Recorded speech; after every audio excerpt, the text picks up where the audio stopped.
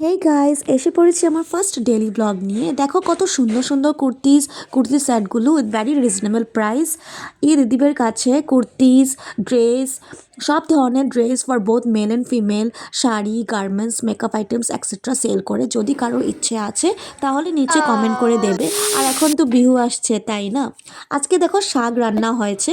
আমার তো শাক খুব ভালো লাগে, কিন্তু না আজকালের দেখবে সবার বাড়িতে কারোর না কারোর কোনো কিছু বেমার থাকেই। আর ডায়াবেটিস আর গ্যাসের প্রবলেম তো কমন হয়ে গেছে। কি খাবো না খাবো কিছুই বোঝা যায় না। শাক বেশি খেলে গ্যাস হয়ে যাবে, আবার না খেলে ল্যাক অফ ভিটামিনস হবে। কি আর বলবো। আজকে না ঢোকলা বানিয়েছিল, দিদিভাই বানিয়েছিল। ঢোকলাটা কিন্তু খুব স্বাদ হয়েছে।